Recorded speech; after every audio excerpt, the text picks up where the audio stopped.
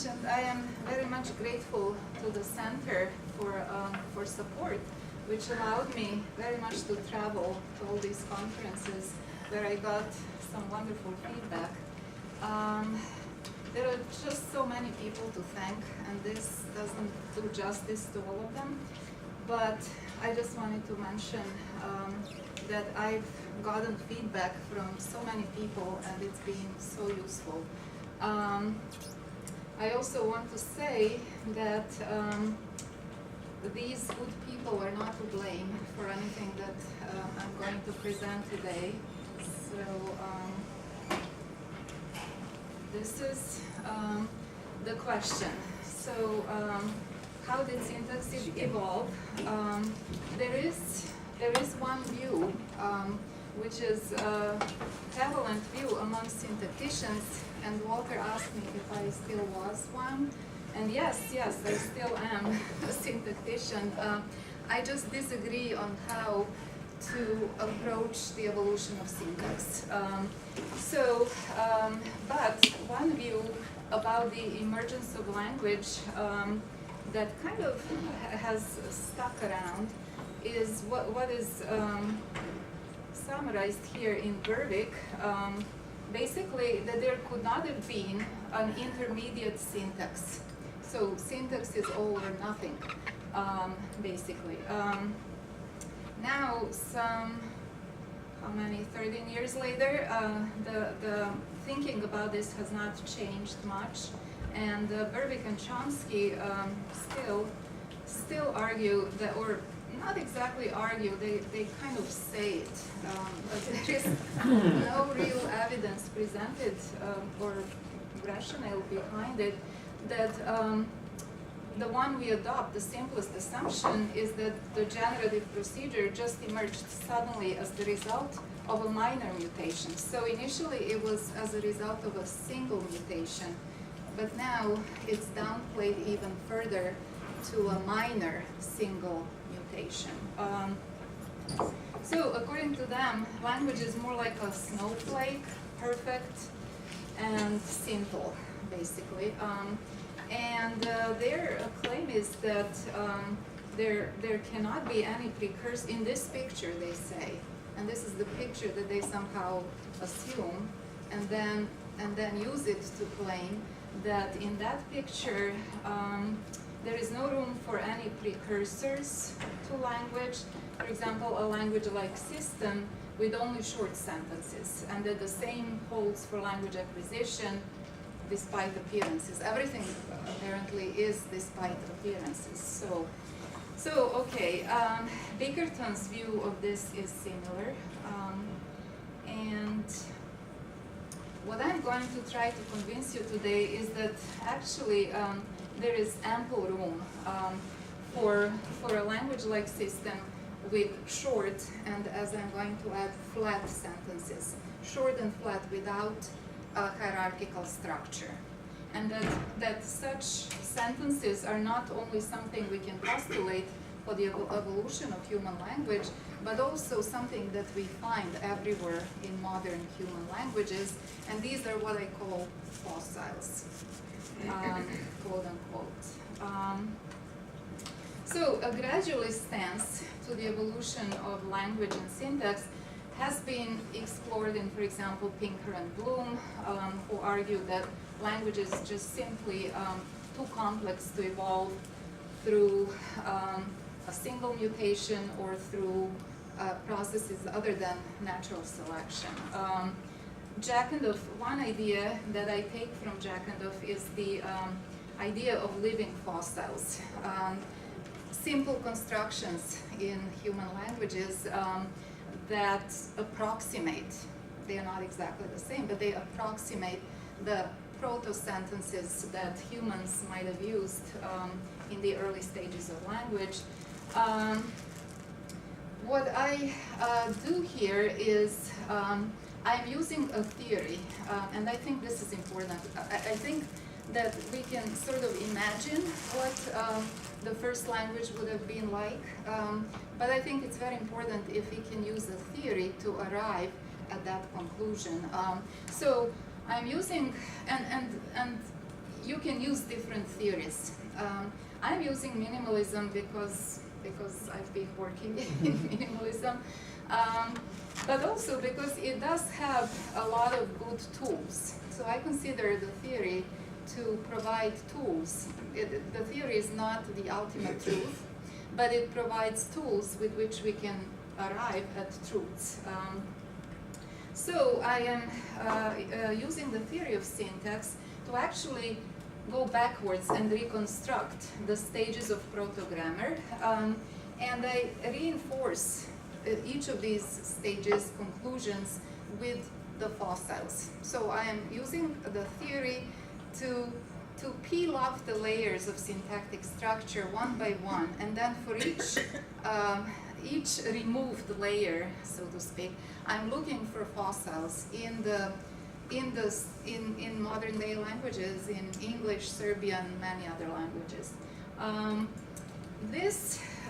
My analysis actually converges with Heine and Kutevas, who also use a theory, a linguistic theory, in order to reconstruct the first stages of human language. Their reconstruction leads them to the conclusion that at some point in the evolution of human language, there were just nouns and verbs. I'm not going to talk about that too much today. But just to say that my analysis, even though it arrives at different conclusions, still is in consonance with their conclusion, basically. I also consider corroborating evidence and testing grounds from language acquisition, aphasia, language disorders, and then consider how genetics and neuroscience can interact, how these evolutionary considerations regarding syntax can interact, cross-fertilize with some findings from neuroscience and genetics. So the ideal fossils coming from Chakandov, who basically argued, not using the theory, but looking at some very rudimentary structures, such as compounds like snowman, or some unintegrated expressions such as yes, no, as kind of fossil structures. Now, in my work, I have argued that not only is fossil syntax still in use in modern language constructions, but the fossil syntax is actually built into the very foundation of the complex structures. So I give those fossils a central role in actually how language evolved. So if that is true, so the fossil syntax provided the scaffolding upon which we were able to build more complex syntax. In fact, my argument is that we couldn't have built the syntax that we have now without that scaffolding, and that's why we still find all these fossils right there in the structures of modern day languages. We find the so-called tinkering with the language design. So my purpose is not only to show that syntax can be decomposed into evolutionary primitives and stages, but also to show that if we decompose it in that way, we can actually explain many properties of syntax, of language itself, which otherwise remain unexplained. So I am not going to, so one of the objections to the gradualist approach to syntax and language in general has been that it's somehow, is not feasible, maybe there is not enough time, but in fact, Pinker and Bloom and others have given calculations and argued that there was enough time, and especially if the evolution of language was subject to sexual selection, which can significantly speed up the processes. So let's try and dig up some fossils here and see how, what kind of structures might count as linguistic fossils, syntactic fossils in that sense. There is actually a notion that is used in minimalism in syntactic theory, which is called small clauses, because we don't know exactly what they are, but they are small and sentential-like. We'll see some examples of them. Children go through a two-word stage, small clause stage, arguably. Compounds, even those that have a verb and a noun, seem to approximate this kind of stage, as I will try to explain. Intransitive, absolutive-like structures, and what I call absolutive-like here are structures where we have a verb and only one argument, but that argument is not grammatically distinguished as either a subject or an object. I'm using absolutive-like because in absolutive ergative languages, when you use an intransitive, in some languages, when you use an intransitive structure and you have this absolutive argument, you cannot tell if that argument is doing the action or undergoing the action. There are a number of, across various languages, and these, by the way, absolutive-like structures are found not at all just in ergative absolutive languages. I'm arguing they are found in every language, and I'll have some examples.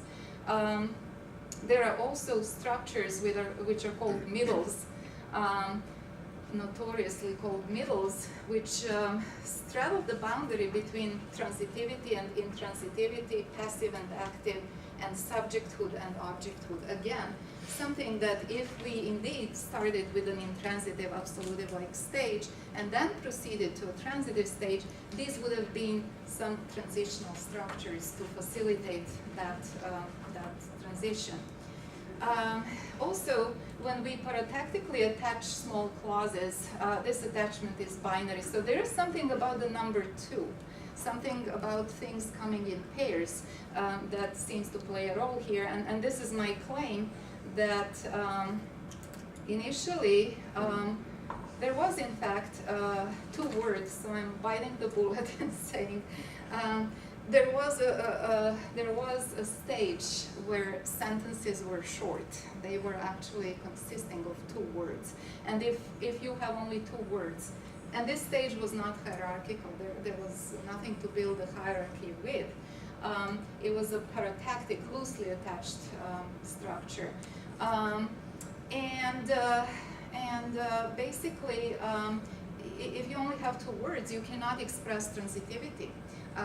For a transitive sentence, you need a subject, a verb, and an object. If you only have a 2-slot grammar, then the best you can do, you can express one argument and a predicate, or perhaps something else. Now, one might wonder, what would such a language look like? Is that language possible?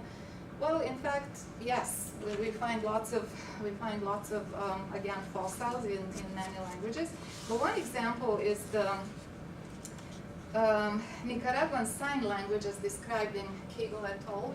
The early pidgin stages, they claim, do not have transitive constructions such as woman, push, man. In fact, what is usually expressed are, again, kind of symmetric two-slot utterances such as woman push, man react, woman push, man fall. And then it's not totally unambiguously interpreted as transitive, but it could be similar to a transitive sentence.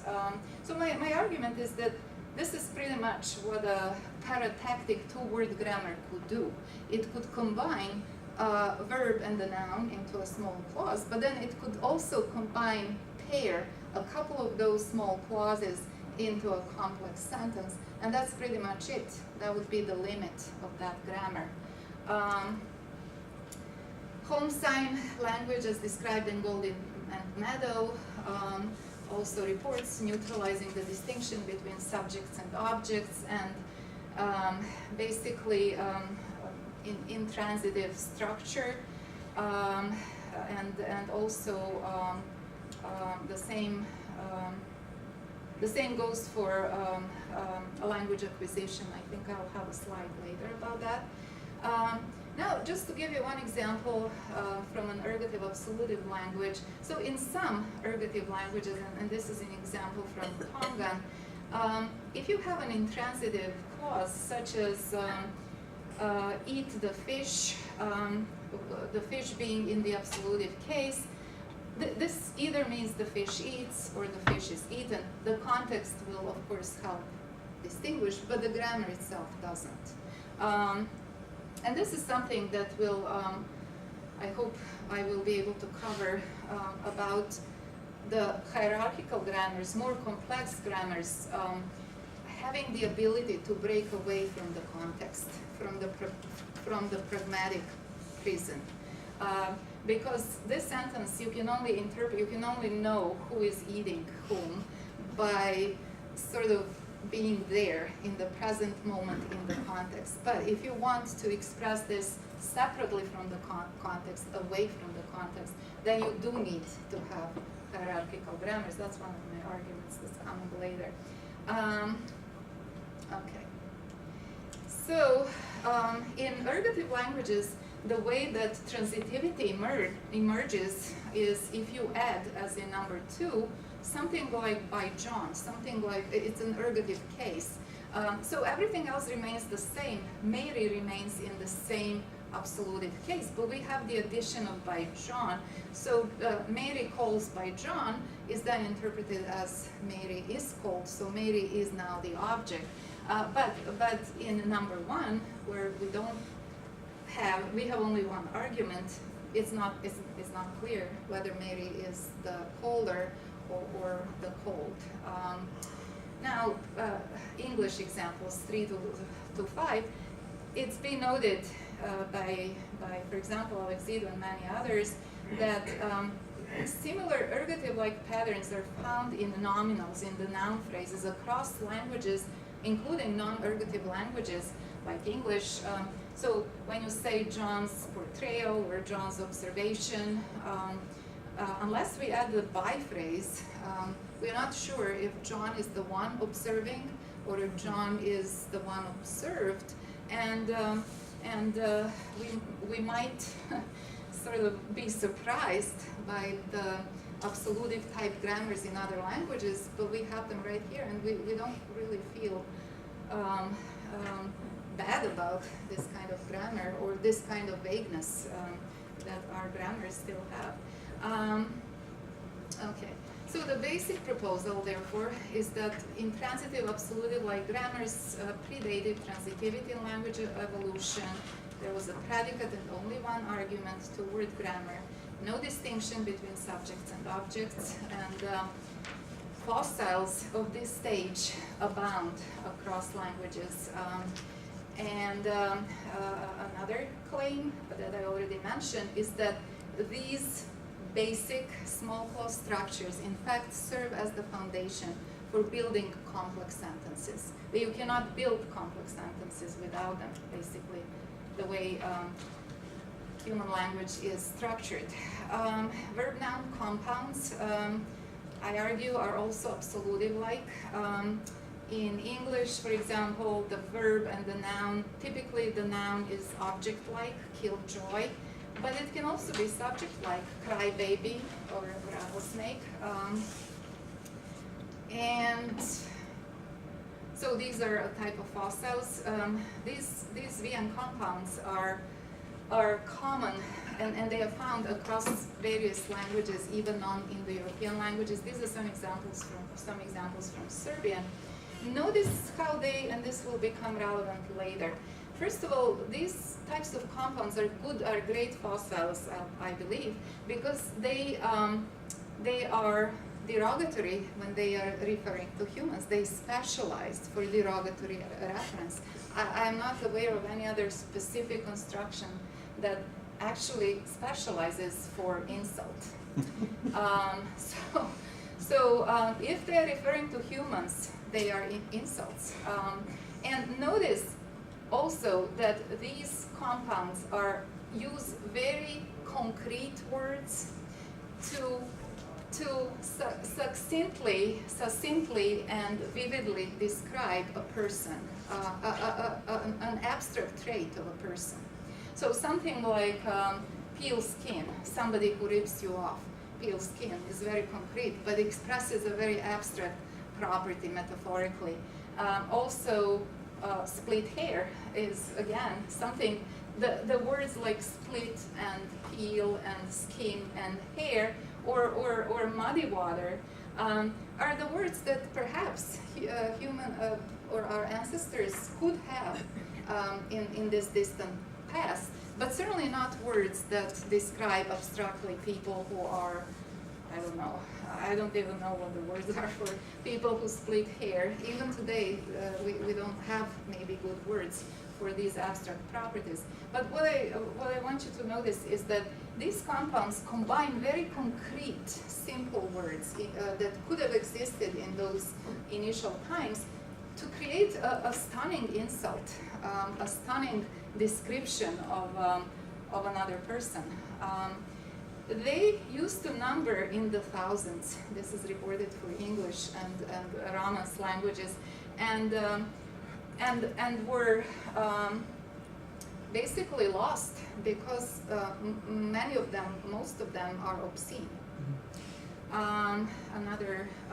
So in our paper with John L. Locke, we have argued that these compounds actually provide evidence of ritual insult and then, therefore, possibly of sexual selection for this early syntax. So one, we're not saying that syntax evolved solely for insult purposes, but we are saying that one of the driving forces could have been the ability to create stunning insults. If you are in a one-word stage, you can do only so much. You're limited with your insulting power.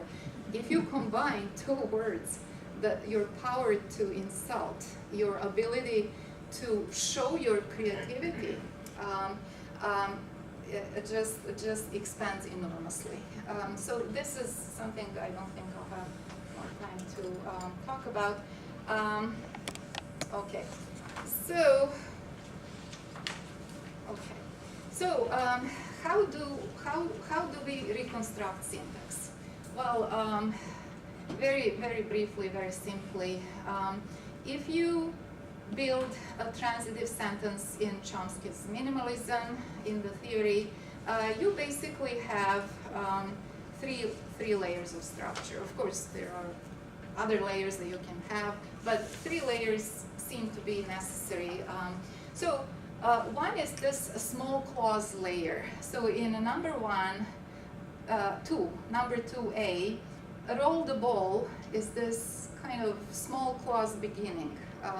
And we don't know at this point if the ball is going to be the subject or the object, and we'll see that on the next slide. But if we are creating a transitive sentence, then we also merge this light verb phrase in B. It's just another shell of the verb phrase where we merge the agent, basically, Maria. And then in English, the tense phrase projects on top of all this into C. So we have will as a tense particle, and then Maria moves to be the subject of this tense phrase. But basically, there are 3 layers of structure. It's hierarchical. The sentence, the transitive sentence in English is hierarchical because we have a layer of structure upon another layer of structure. But notice, interestingly, that modern syntactic theory analyzes every clause or sentence as initially a small clause. And that is one of the most stable postulates of syntactic theory, which dates back to the 80s. Even today, when we analyze sentences, we analyze them as starting as a small clause. As if the building of the modern sentence retraces its evolutionary steps. Now, the idea is, what if we peel off the light VP layer, the transitivity layer? And look at one, the ball will roll. So again, we start with roll the ball or fold the ball, one of these. And suppose now there is no light VP, no transitivity, but we still attach a tense phrase. Then the ball is going to become the subject because there is nothing else to become the subject.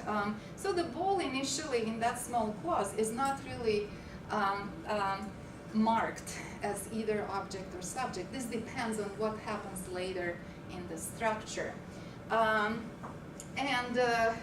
Chomsky and Kratzer and others have proposed that in some of these structures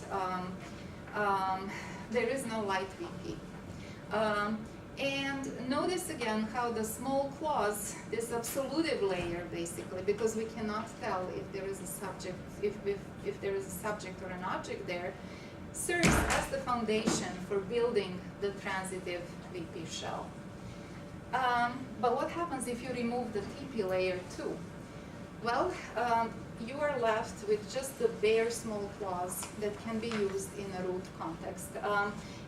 Some good examples, good because they are still productive in Serbian, so they're really living fossils, are structures without tense and without transitivity, like number one, fell government, that's it. Pala is a participle. A full sentence would have yeah, the auxiliary verb that I have down below, okay? That's the tense marker. So these sentences are missing the tense marker, and they can only occur in this fixed order, even though otherwise Serbian allows freedom of word order. So with a tense particle, you can have either the subject preceding or the subject following, but here you're stuck. Again, notice that the small clause again provides a foundation for building a tense phrase, even in this case. So the idea is that there is a gradual progression toward increased syntactic complexity from one single layer of structure in TP-less, light VP-less small clauses to two layers of structures in for example, TP and accusatives. I'm not going to explain on accusatives today. And then each new layers bring a clear and concrete advantage. This is another thing that I want to stress, that I am not only reconstructing syntactic layers down by using the syntactic theory, but I am trying to see what each new layer, once it emerged, could have brought some concrete advantages, communicative advantages that could have been then subject to sexual or natural selection. And then again, there are even intermediate stages, such as middles, that I probably won't be able to cover. So the idea behind this reconstruction is that a structure X is considered to be evolutionary primary relative to a structure Y if X can be composed independently of Y, but Y can only be built upon the foundation of X. And again, recapitulating, small clauses and VPs can be composed without the light VP and without the TP, but light VPs and TPs need to be built upon the foundation of a small clause. Again, this is converging with Heine and Guteva, coming at it from completely different theories, but basically converging to the conclusion that there were no functional categories at this initial stage. Okay, now one might wonder, you have those Serbian examples with a particle and without a particle. So are those fossils so much different? Could it be that there is just a little bit of an abbreviation going on? As it turns out, these fossils show completely different behaviors. So first of all, these clauses that are small clauses do not have tense, are rigid, they do not allow movement, and they are not recursive. So you cannot embed them. So in number one, unless you have this yet tense particle, this is ungrammatical. I think felt government doesn't work. And if you think this is weird, look at the English example, problem solved, which is another kind of approximation of a fossil. Again, I think that problem solved, I consider problem solved, at least you need an article, you need something.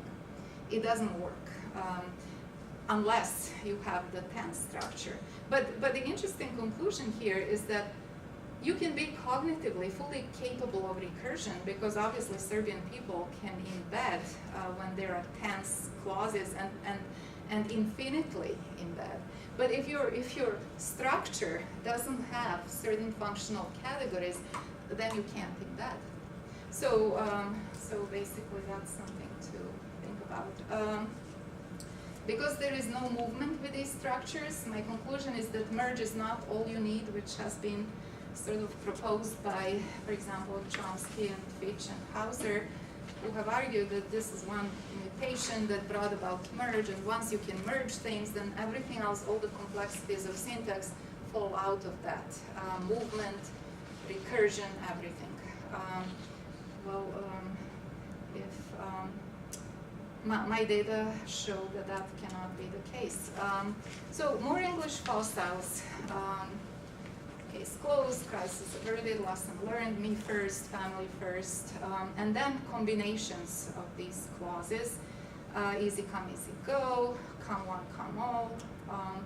Fossils in many other languages, you sow, you reap. Serbian, Latin, well diagnosed, well cured, early ripe, early rotten. True living fossils, actually, these kinds of structures are typically formulaic in English and Serbian and Latin, but actually there are languages like Hmong, and thanks to Martha for pointing this to me, where this is a productive process. So you really have to, on the spot, be able to create this kind of 2 by 2 kind of utterance. So something like make, eat, make, drink is to earn a living, rule land, rule place. Now these are conventionalized, but by using this same frame, you can create novel utterances still in Hmong. And of course, Serbian unaccusative small clauses are also living in this sense, because you still can use those absolutely bare small clauses productively in parallel to the fully fledged tense phrases. Okay, the importance of binary unions, and I don't think I really have time to go over this, but just to say, nothing ventured, nothing gained, nothing lost. We are a little bit at a loss as to what this exactly means. We don't know. This can be paired this way or that way, but without having these little words like if, then, we can't figure this out. But if we have just two, nothing ventured, nothing gained, we can impose some meaning, causal, temporal meaning. This is just what the evidence is for absolutive, like intransitive stage. The interesting thing is that if we assume that there was such a absolutive-like intransitive stage, then we can explain the variation across languages, because ergative absolutive languages went in a slightly different direction from there in developing their transitivity than did nominative accusative languages. So we can actually, if we start with this basis, then we can explain why we have such different language types, but also why we have fossils or of absolutive-like structures also in nominative accusative languages.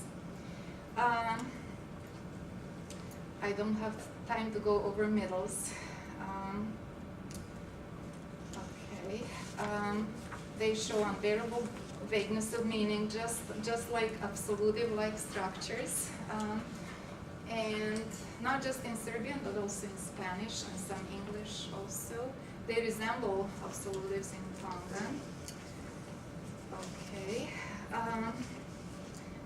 And I will skip this too. And I think I already summarized everything a couple of times, but this is the basic summary so far of the basic proposal.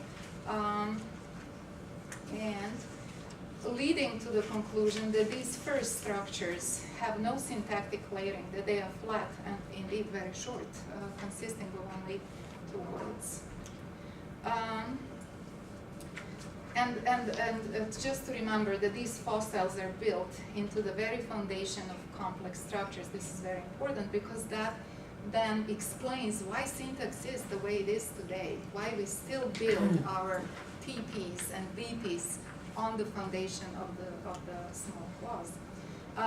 There is an analogy with the development of the heart, where the embryo initially has only a simple primitive precursor and then bulges and expands later. People very often say, well, in languages you have reversal, so you can develop a functional category and perhaps lose it. Well, if my proposal is on the right track, we never lost it. We still have the foundation of fossils living with us, and we still have fossil structures all over. So we never actually lost this simple grammar.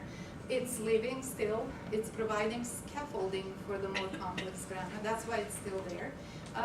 But it's also true that even in the evolution of organisms, it's possible to go back to the simpler kind of existence. So this article reports that even multi-cell organisms could actually evolve into single-celled species. So languages can also, in the words of McWhorter, sometimes undress in case of pidgin languages. So, for example, and that's a good example of sort of reverting to that simpler kind of existence. There have been reports that child syntax is also absolutive-like. There are omissions of arguments that seem to follow the ergative absolutive pattern. And finally, the question, can syntax be adaptive? So what I'm so going back to this natural selection thing, could there be concrete advantages that could have been selected? Well, first of all, I mentioned the 2-word compounds. The power of putting 2 words as opposed to having only single word utterances it would be great for insults, but of course for so many other things. The ability to put 2 words and express basic propositions would have been immensely useful. Now, remember that those absolutive-like structures could not distinguish subjects from objects, so you are bound to the pragmatic situation, to the context. So, with the evolution of transitivity, you could then break away from that context. Not only could you break away from the immediate here and now, you can also break away from what is reasonable and what is natural and what actually happens. You can say the apple will eat John, or whatever it's worth. You can do that, but you can only do that if you have this transitive syntax, which distinguishes clearly between the subject and the object. So what I'm saying here is that displacement as one of the defining design features of language also needs more complex grammars. And would have been so useful that natural selection or sexual selection could have driven it. So if you just look a little bit at this hypothetical scenario, where you have 1-word grammars, apple, eat, John, how are you going to interpret this? Not that the apple ate John. You're going to interpret it as John eating the apple. With the 2-word stage, suppose you have apple eat, John go. These are kinds of sentences that you do find in children's speech, pidgin speech. Again, you wouldn't really interpret this because it doesn't make sense. Okay, so if you do not precisely express something that doesn't make sense, we will impose sense on it. But if you say with a transitive structure, the apple is going to eat John, then you have no choice. Syntax here is self-sufficient. It makes it necessary for us to interpret this in a strange way. So in a way, displacement is made possible only with this complex, or at least much easier, only with this complex syntax. And again,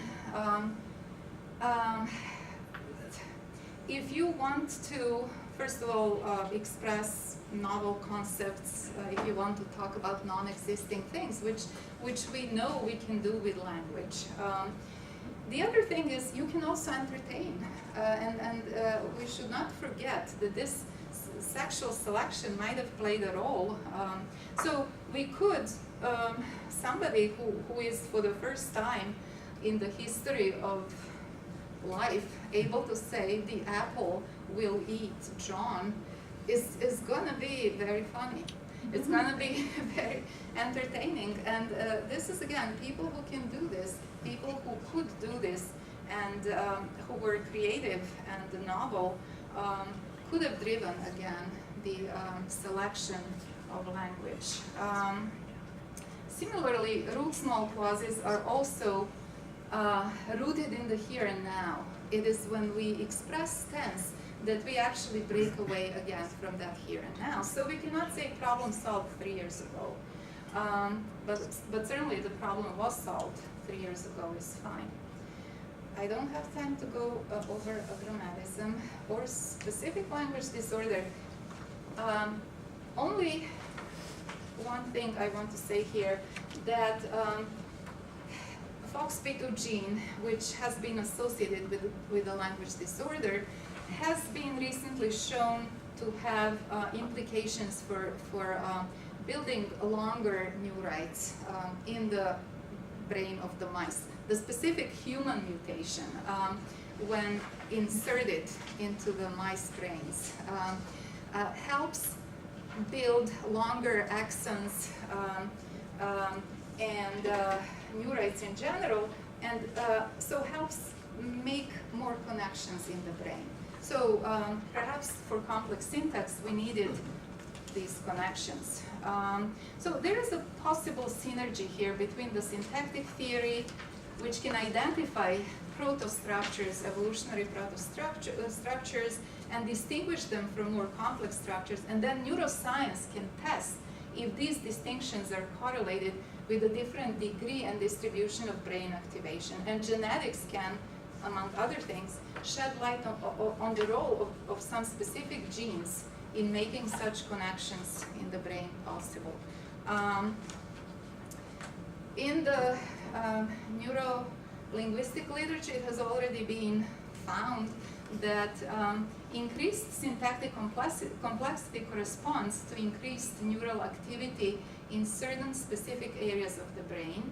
And there is even some recent work reports a positive correlation between the levels of hierarchical embedding or hierarchical structure and the degree of activation.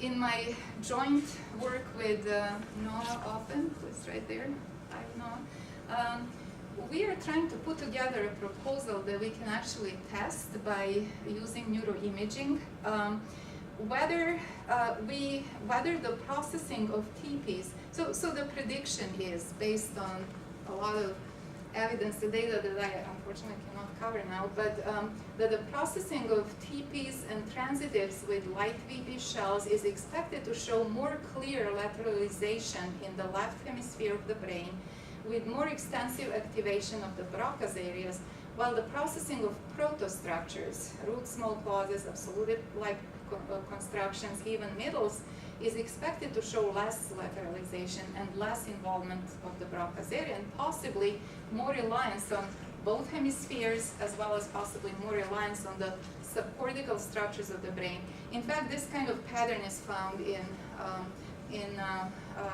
people suffering from the specific language impairment. So it makes sense to make these hypotheses. Fossils are often formulaic, and formulaic language is also processed in more ancient structures of the brain, and also including swear words. So this goes back to the compounds. So, in conclusion, I conclude that there is ample room for a language-like system with only short and flat sentences, and that such fossil structures still live in various guises in all human languages. My approach combines a reconstruction method based on syntactic theory with identification of syntactic fossils. The fossil structures are shown to be built into the very foundation of more complex structures, thus explaining many properties of the language design itself, as well as language variation. This approach, moreover, is compatible with natural sexual selection because each new layer of structure, and I haven't really had time to go over all that, does bring concrete and tangible incremental advantages, at least some of which could have been targeted by selection. And finally, the approach can mediate among the fields of syntax, neuroscience, and genetics.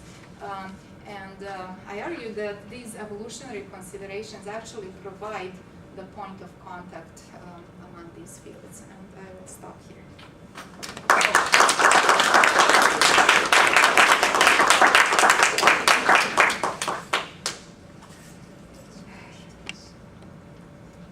Questions, comments? So this is fantastic, and one of the questions that emerged out of thinking about your comments was the relationship, if there is one, between the remarks that you've made today and, for instance, the claims that people like Dan Everett have made for the absence of recursion. Obviously, Everett's not talking specifically about these two-word sentences, small clauses, that clearly languages like Piraha, which she's talked about extensively, do have subjects and objects, but the claim is that essentially that there is no recursion, and what follows from that, of course, is a whole set of claims about other things that the Piraha don't do. For instance, that the Piraha don't talk about things outside the immediate environment, and so there's some sort of argument there about displacement. Yes. So how does that fit with the argument you're making here? Great question. Okay, so yes, Dan Everett claims that this is a cultural thing in Piraha. So there is a focus on the immediacy, and therefore there is no need for recursion. If my analysis is correct, this is probably the lack of recursion can be a syntactic thing. Because what I didn't show here, I didn't talk about recursion. What you need for recursion is not just the tense phrase, you also need the CP, the complementizer phrase. You need to have subordinators that unambiguously mark, in order to have this infinite recursion, that unambiguously mark what is embedded under what. What you can have, and even for languages like Proto-Indo-European, it has been argued that there was no real subordination, that the clauses were just kind of put next to each other. So again, if you put clauses like nothing ventured, nothing solved, it looks like you have subordination. Or if you say, I like John is running, you can interpret this as I like that John is running. So if you put two clauses next to each other, you can get an interpretation of subordination, but without having, I think that John believes that Mary, without having a specific construction that sort of can show this embedding, it results in vagueness, and you can only do it once or twice, but not in an infinite way. So I don't know, I haven't really analyzed Piraha. It has a lot of affixes and little particles, but I haven't thought about it as whether it has tense or not, but it doesn't seem like it has subordinators. So that can be one of the reasons. So my thinking, I think these issues are related, displacement and functional categories, and I don't know if one can cause the other, but they go together in a way. But in languages that I've looked at, you definitely have the possibility to do recursion, the ability, cognitive ability, but you can't do it with the simpler structures. So again, that's how I can think about Pira. Yes?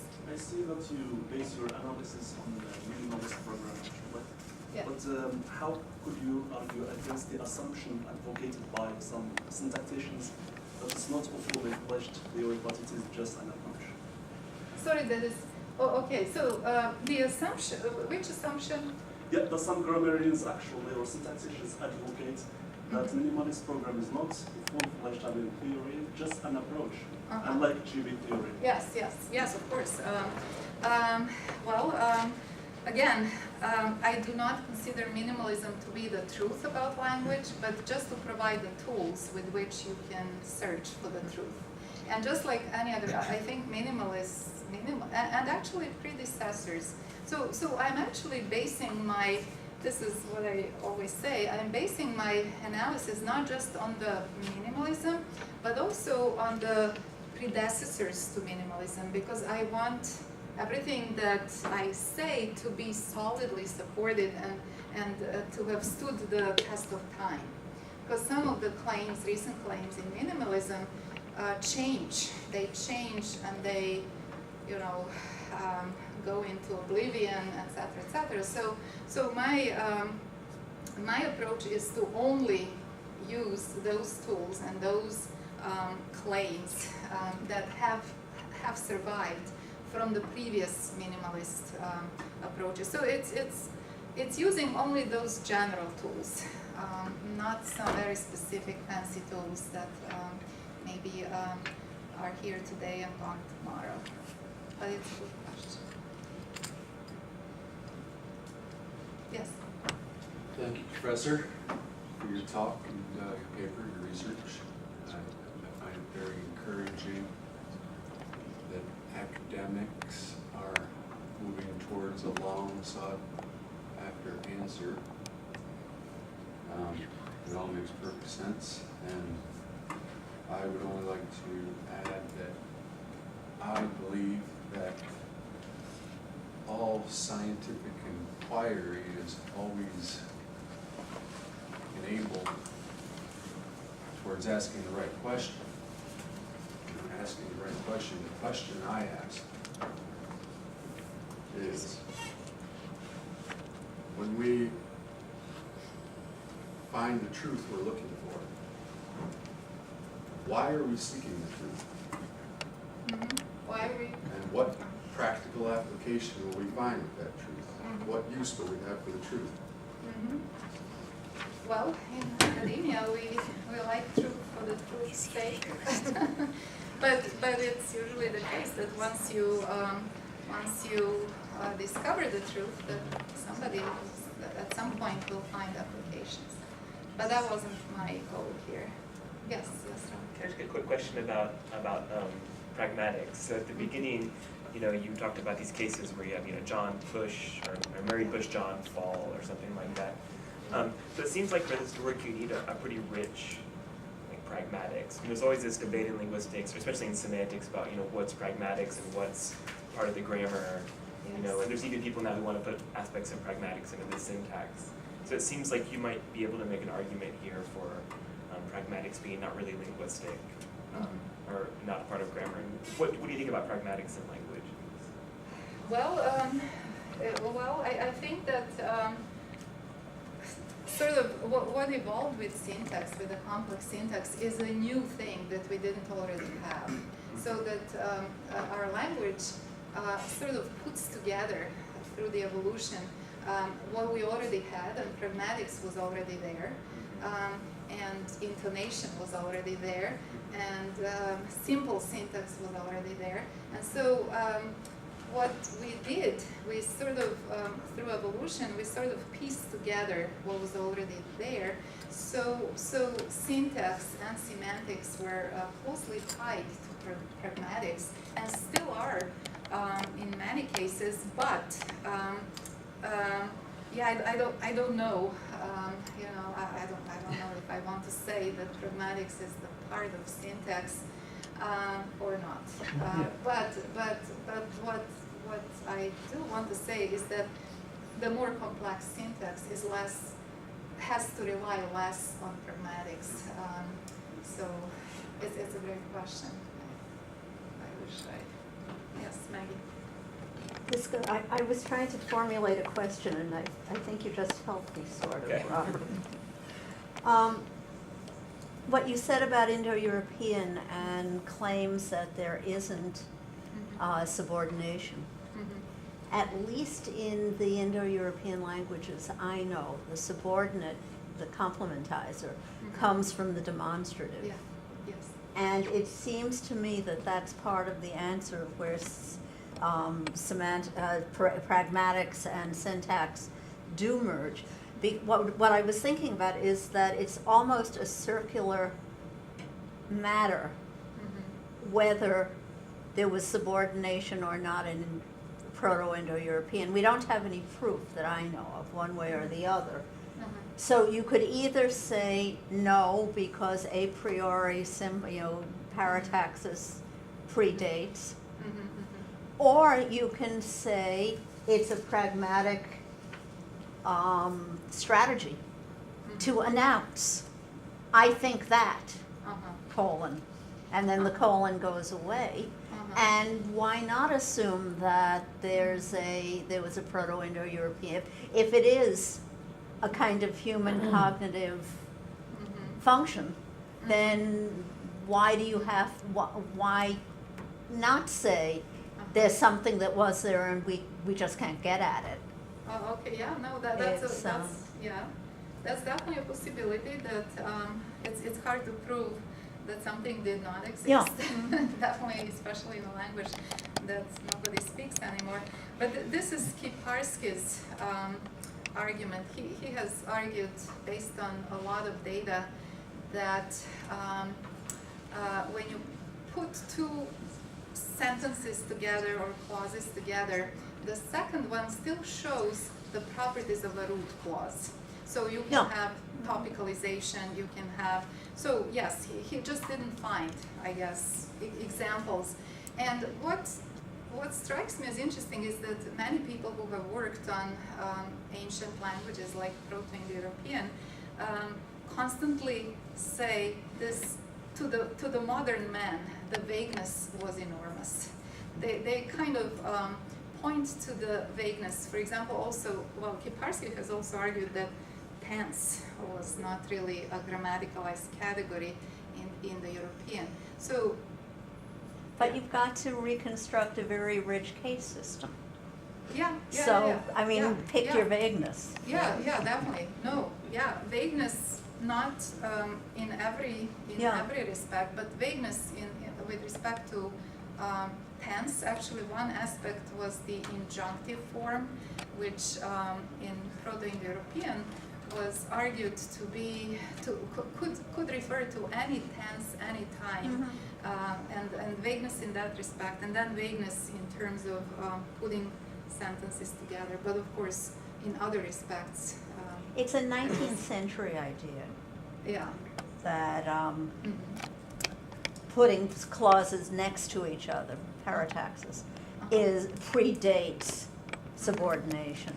So it's part of claims about languages making progress. They can subordinate.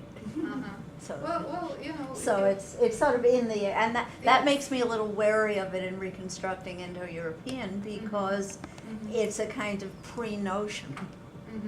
Well, the idea being that sort of connecting it, that if you have both parataxis and subordination, that's that's a better, a more complex scenario than if you Mhm. only have one. Yeah, I'm sorry. Yeah, And then Jeff. Oh. well, another question just occurred to me now in connection with this discussion. So let me ask that first, I guess.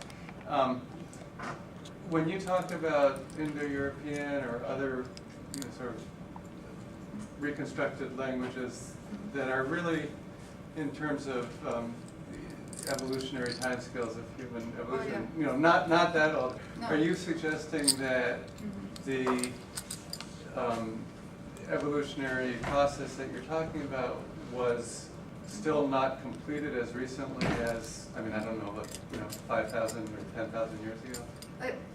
Great question. I'm not, okay, the timeline. So I'm not saying that Proto-Indo-European, I'm saying that these ancient languages might show more fossils. So they might have had in certain areas, they might have had complex, and I believe they had complex hierarchical structure. But that in other respects, even modern day languages, Mitten and others have proposed that there are many languages, not many, but maybe many, that even today do not have subordinators and through subordination. So if languages can develop in one direction, but not necessarily in all the same directions. So what I'm saying is that if you start with that paratactic basis, you can go and develop different kinds of functional categories, not necessarily the same categories that maybe English developed, such as tense phrase or complementizer phrase, but maybe went into a different direction. So I'm not saying that Proto-Indo-European, that the history is so shallow. In fact, I would like to claim that the proto-grammar, the one with two-word grammar, probably existed maybe 1,000,000 years. But that maybe the recent so-called symbolic revolution, maybe 50, 60 years ago, maybe that's what brought about hierarchical grammar. But that's something that I can only speculate on. Yeah, Jeff? One of the phonologists has got to say this, but one of the things that you haven't mentioned in talking about the possible development from parataxis to subordination is, of course, in English, many subordinate clauses are not marked syntactically. Yes. But they are marked because they have a single intonation contour. Yeah. And in fact, your dual small clauses are marked in the same way. So nothing ventured, nothing gained. It's not nothing ventured, Yes, nothing gained. They're absolutely. marked with a single intonation. So Absolutely. Yes. somehow you're going to have to think about, or someone has to think about, what it is that intonation is doing that makes units. Exactly. No, this is a great question. Yes. So what I actually claim about these paratactic grammars is that intonation is really the only glue that holds them together. So the difference between a one-word stage like apple, eat, is that they are pronounced with intonation, which tells you that they are together. And I even believe that intonation was probably more exaggerated at the dawn of language. And in fact, one of my proposals, this is just, I shouldn't even mention it because it's so, that maybe linkers that we have in so many languages, proto-conjunctions, arose from this kind of exaggerated intonation in order to mark unambiguously that we have actually merged things, that we are dealing with a syntactic unit. So this is another track that I explore here, but it's a great question. And intonation is actually something that we share with other primates, and certainly something that's considered to have been recruited. And so with the syntax and digital language, it has been sort of coordinated, so that now we use intonation in parallel, perfectly coordinated in parallel to words and sentences. But intonation, I think, was much more important at the dawn of language than maybe today. Yes. I want to ask a question about language content. Do you think that back in the day, a language that was at level 1 of the modeling layout could borrow level 2 and then, or do you think that? Boy. So tribes living Yeah. close to each other. Yeah. I mean, or do you think that every language has to go through that evolution? Oh no, by itself? I absolutely think that they could have borrowed from each other. Yes.